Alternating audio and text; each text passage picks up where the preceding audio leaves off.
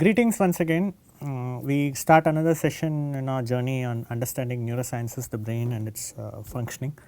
So far I have covered various aspects or the groundwork for understanding the nervous system function. To revise a bit, we started with something called as the Gibbs-Donan equilibrium, which basically indicates the kind of equilibrium which exists in biological systems. So, you have molecular concentration and ionic concentrations determining the distribution of charge and molecules across a semi-permeable membrane. That forms the basis of most functions of the living cell. We will come to a later greater detail sometime subsequently. It is necessary to know that also. Now, in the same study, I also discussed about the presence of pumps, ionic pumps, which are powered by biological energy sources, basically glucose and oxygen, which produce a negative resting membrane potential. So, all living cells have negative resting membrane potential with the negative charge towards the inside, and the basis of all transactions which happen within the cell is based upon this crucial resting membrane potential. Now, when I say all cells, we are looking at very typical cells in different parts of the body, say cardiac cells, gastrointestinal cells, cells within the retina, eye, ear, everywhere. So, resting membrane potential is a fundamental property of all cells. Now, nervous system, as I was discussing earlier, is a specialized form of tissue which is evolved from basic cells. Now, so how does it differ? It differs in that the nervous system is essentially composed of some set of cells called as excitable cells. So, from that I think we start the discussion on action potential.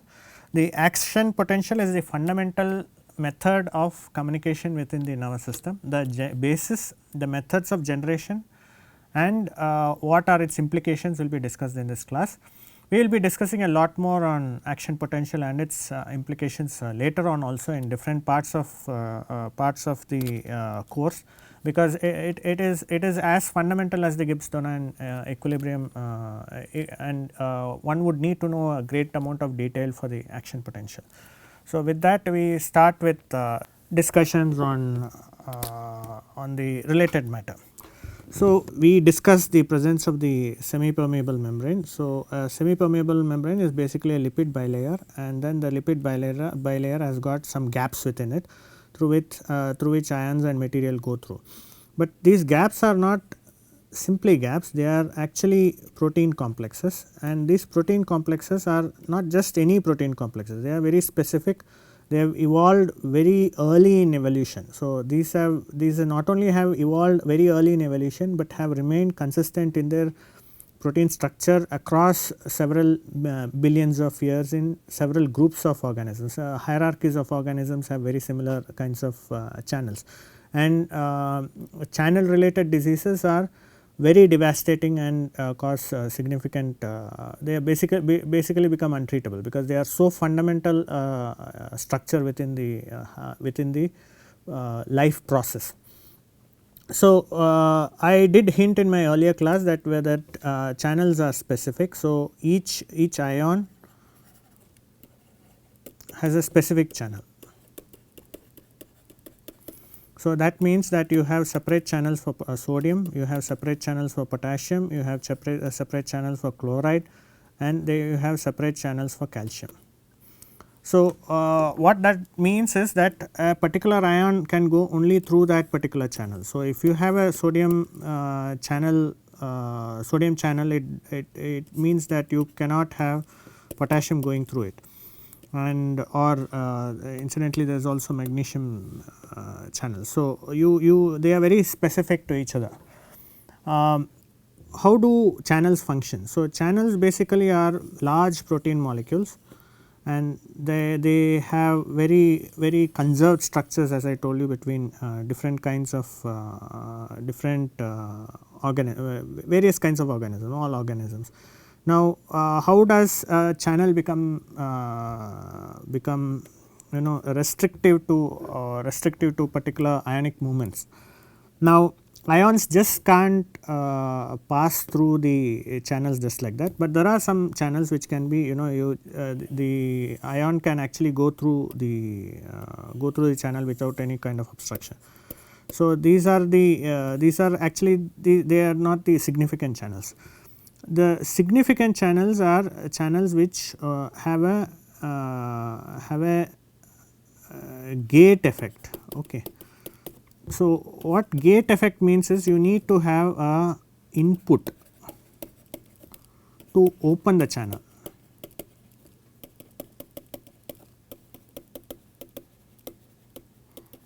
So what do I mean by that? So suppose that we have something called as a voltage gated channel, which is the point of our discussion today. So voltage gated channel means that when there is a particular voltage across the protein molecule between the, say, outside and the inside of the cell, once the trigger voltage is reached, the channel opens up. So what I mean is you have membrane,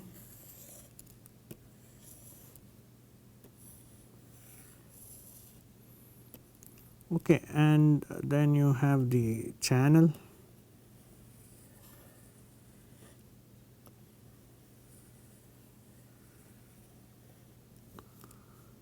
and then it is blocked in its native state. So native state means there is negative charge here, positive charge here. This is of course the outside, then this is the inside. Okay, so you this is the state, native state. Now suppose you change this organization and ensure that there is surrounding the channel, you apply negative charge. See, outside was positive, but in the local area of the channel you have negative charge. Then this particular channel undergoes a conformational change, and that actually triggers something called to open the channel.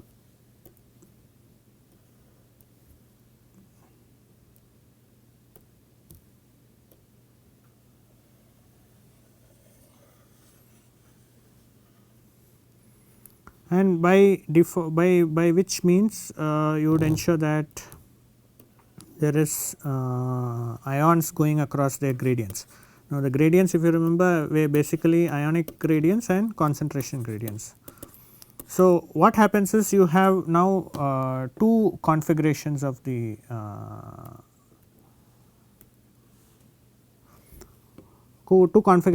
channel. So voltage gated channels, open and closed. So voltage change, a change in voltage causes the channel to open up, but it is not that simple. These channels, after a particular amount of time, they actually go back to the closed stage, and you do not need anything to be expended. So it is a change in shape which is reversible, and what is open goes back to the closed stage. Not only that, once it goes back to the closed stage, you reapply a voltage, you can again have the open configuration. So it forms a gate, and a gate, as we know from electronics and things like that, is a fundamental necessity of for logic operations. A gate ensures that there is some kind of calculation which can be done by passage of ions, and biologically this is the fundamental unit of calculation, the ability to restrict ionic movements across a cell membrane by whatever means, by ionic means or concentration means or by means of a pump. So you would ensure that a gate ensures that there is some logic transaction which is happening from before and after a particular event, which in this case is change in voltage. So that needs to be understood clearly. So we will just look a bit about how this, it's curious why how something like a protein, which is a very chemical molecule can undergo a change in configurations. So, generally we there are apparently 3 kinds of protein molecular configurations which can change. So, you have molecules which can change like this to like this, which basically indicates the opening and close stage. You can also have, of course, there is a gap within this, which once the protein changes its conformation. Conformation is basically change in the 3-dimensional structure of the protein. So, when there is a change in the conformation of the protein, you have an open conformation and a closed conformation. Closed is default and open in voltage gated channels is dependent upon voltage. You apply a voltage, it opens up. You can also have a different configuration in which the whole molecule itself can change. So, you have closed, in which the entire molecule is very tightly packed, so as to say, and in the open configuration it just the entire molecule changes its shape. These do have some biophysics implications, but for the purpose of understanding, it is necessary to know that it is more a matter of curiosity as to how these things act. So, you have shape, the entire molecule changes its shape, and from a closed conformation to a open conformation. So, conformation, as I told you, is formation is the 3D shape of proteins.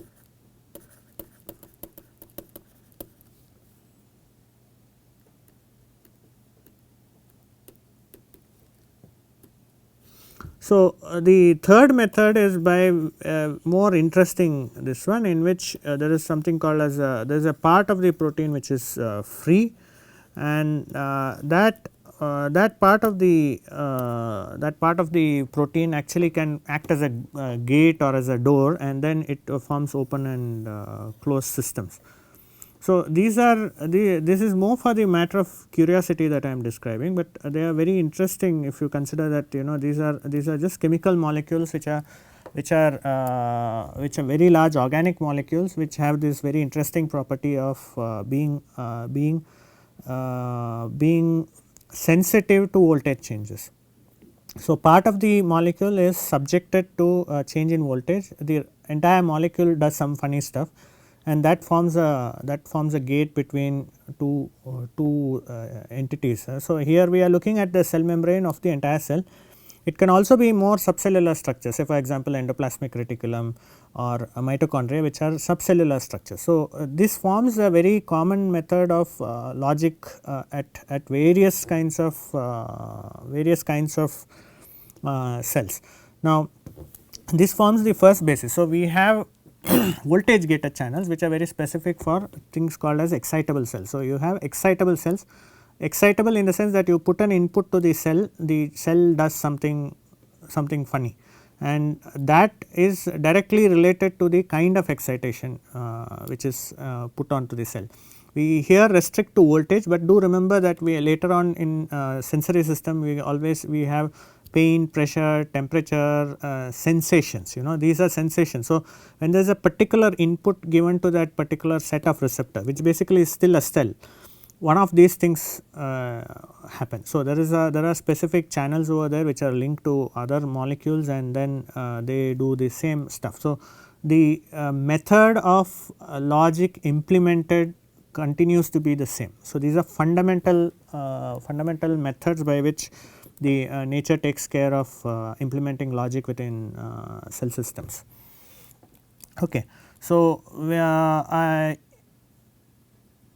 so these are the kinds of ionic channels, and we move on to pumps.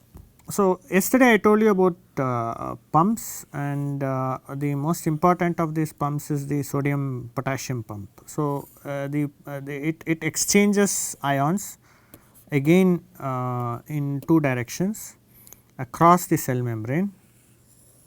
So, the cell membrane is an important capacitor. So, it is basically a capacitor, and then you have this various things which are happening across the. So, you have outside and inside.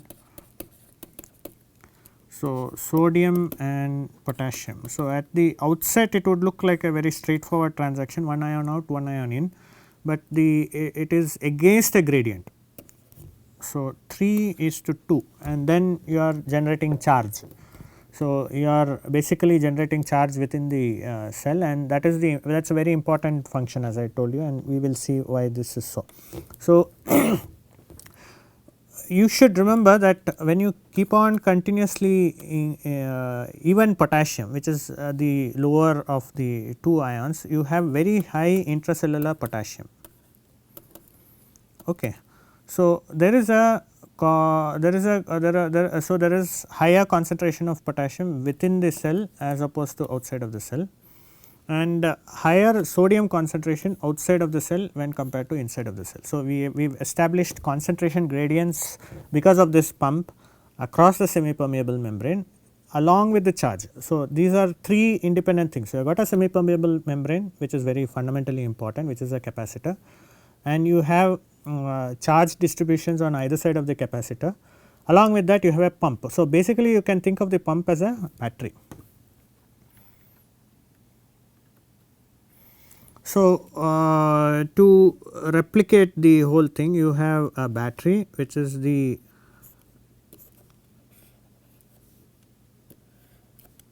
and you have a resistor or this one which varies from with time, and so this sort of forms up the entire equivalent circuit for the system. So, the pump generates electromotive force by which you have negative on the inside of the cell and positive on the outside of the cell, along with a concentration gradient. So, concentration gradient for sodium is towards the inside, concentration gradient for potassium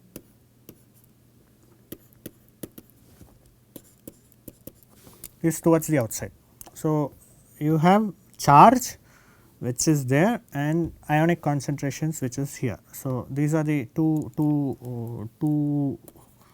things which you would need to remember for the next part of the story. So, sodium and potassium, and this forms the building block for the action potential.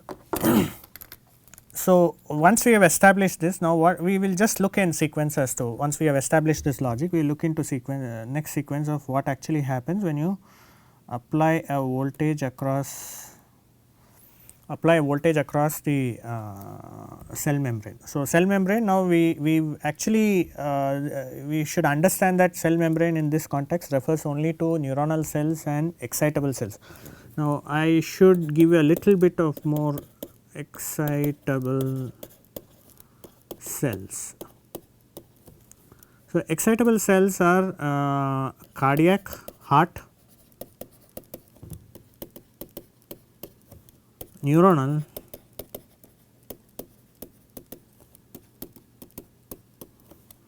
then you have muscle cells,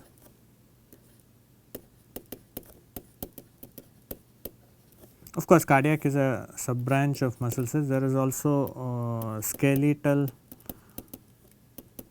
We need to look at these things later on in some detail. I would not bore you with medical terminologies and medical data, but in order to understand the higher level functioning of stuff, you need to have a strong basic, and that is basic foundation, and that is essentially in be it whatever branch of science.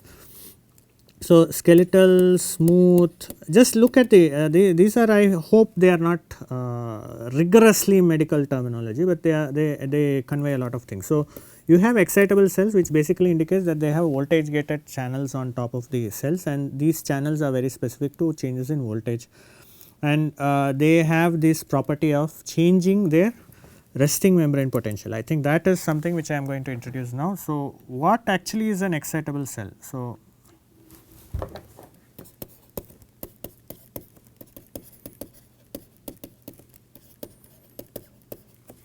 The fundamental property is it can change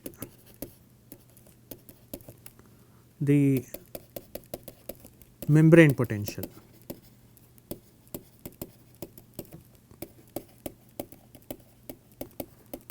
Second thing is it can reversibly change, which is very important.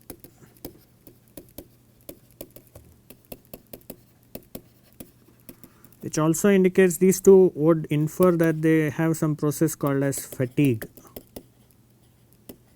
So, during which you cannot the functioning of the cell becomes suboptimal. So, these are interesting physical properties, physical in the sense that anybody knows that you work hard, think hard, you get tired. So, there is a fundamental logic of fatigue built into it. Of course, there are various kinds of fatigue we would complain of or feel, but at the cellular level there is an entity called fatigue which happens when the things go really high frequency.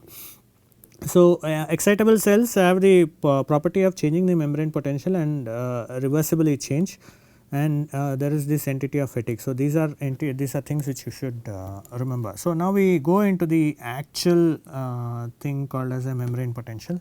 So, here again we will start with our membrane, and here we start with just the sodium channel.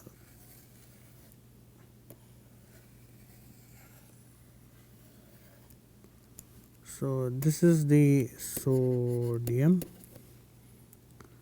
and we will also incorporate the potassium channel for later reference.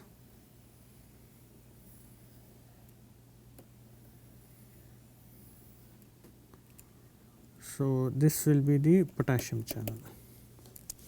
Now, the conventional way of teaching is you apply something called as voltage to the outside of the membrane, and that is how fundamental studies have been done on and they form the basis of our understanding.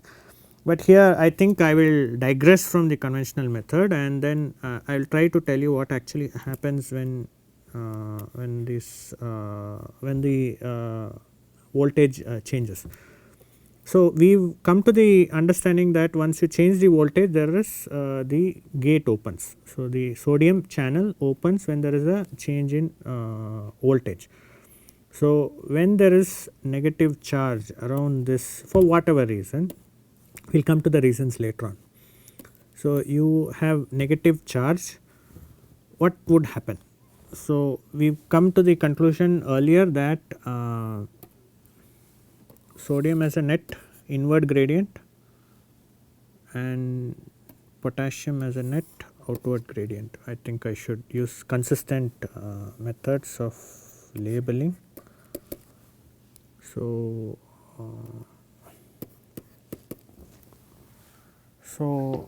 there is sodium and potassium, and so that is what happens. So, when you put voltage on the outside of the cell,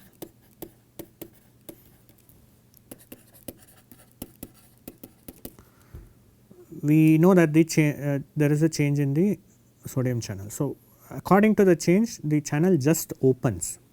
Now, there is a concentration gradient of sodium from outside to inside. This cannot pass potassium through the same channel, the channel does not allow potassium through that. So, what happens to sodium as a single ion is it moves inside. So, when sodium moves inside, we had inside and then negative charge on the inside of the cell membrane, which is the capacitor, and this is positive. So, basically it neutralizes. Okay. So, you lose a charge. Now, what happens is the concentration gradient of sodium is so high that it just does not neutralize it, it actually builds up a positive charge. So, if we look at the next step of the story. So, what has happened so far is we have just put I label this as the stimulus phase. Stimulus phase we have applied charge on the outside of the membrane. There is a sodium channel, the sodium channel opens up, it allows sodium across its concentration gradient, which is from outside to the inside, and Yeah. So, now what is the picture? So, picture has to be redrawn.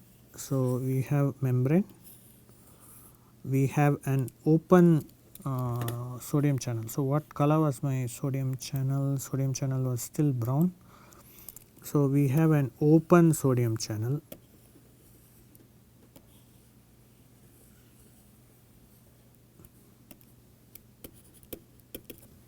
And what has changed is there is positive charge inside. Positive charge inside because the concentration gradient of sodium is so high that not only it has neutralized charge on the immediate vicinity of the cell membrane, vicinity of the channel, but it has also reversed the potential. Now, reversal has happened because you already got negative charge on the outside because of the stimulus, and positive charge because of the excess of sodium which has gone into the cell. So, this forms the first part of the story. So, we have seen the stimulus and that has caused a specific membrane potential change, which is basically reversing the polarity of the membrane.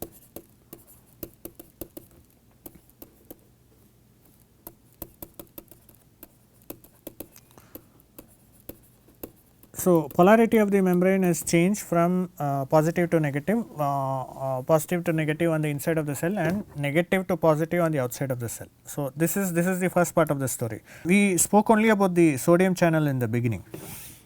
Now, the same voltage which caused the change on the sodium channel also causes a change in the potassium channel. So, we will look into what happens to the potassium channel. Now, this is in isolation.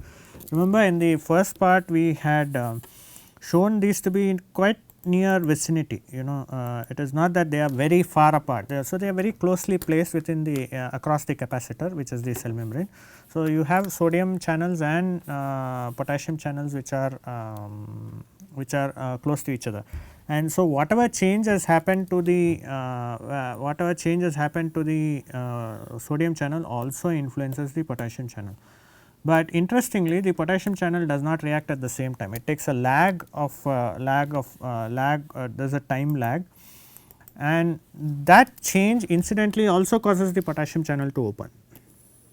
So, we will see what is happening to the potassium channel.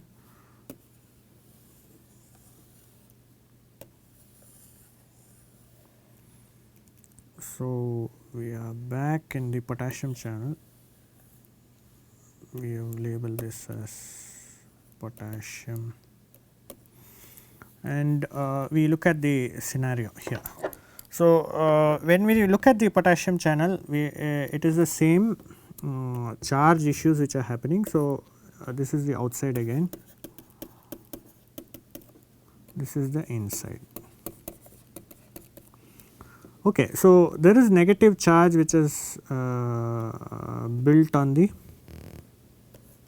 outside, and potassium as this negative charge has in fact caused the conformational change in the potassium. So, what was initially closed?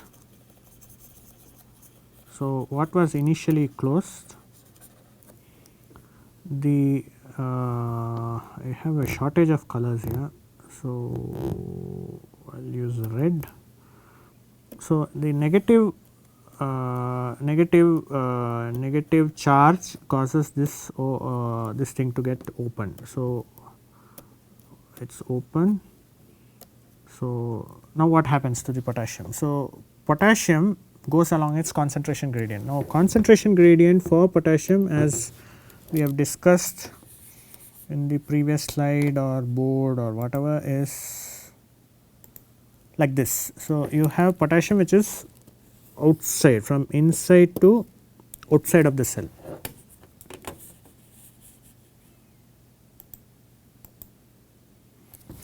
So, potassium goes along the gradient from inside to outside of the cell. Okay. Now, potassium is positively charged, and so what happens is the potassium changes the charge again. It is going along its molecular ionic concentration. So, a concentration of potassium within the cell is much higher than the concentration of potassium outside of the cell. So, when it goes out of the cell, what happens is the charge reverses.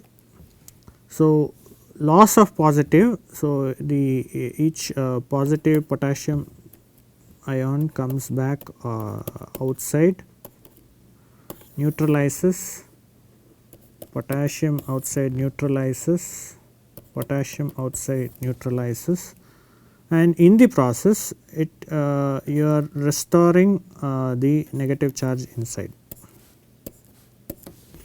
Okay. Now, again here there is a it is not that it is just neutralization. You have excess of potassium beyond the beyond the ionic equilibrium, and that results in the positive charge. So, to revise, so what we started with was this stage in which you had negative charge we had positive charge outside in the beginning.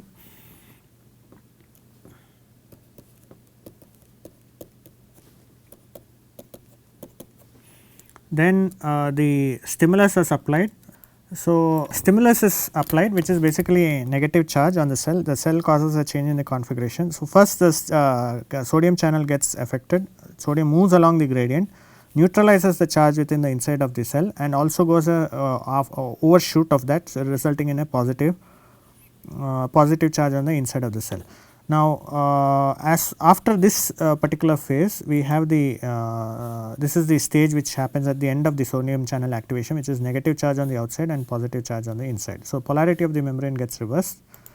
Then it goes into the next phase in which the potassium channel opens. Potassium moves out of the cell from the inside, that causes change in the potassium exactly in the as in the first phase of the story. So, there the not only neutralization of the charge happens on the outside of the cell, but also positive charge builds on the cell. The loss of potassium also causes the negative charge to come back on the inside of the cell. So, I think we will stop at this and then look at the whole picture in the next session.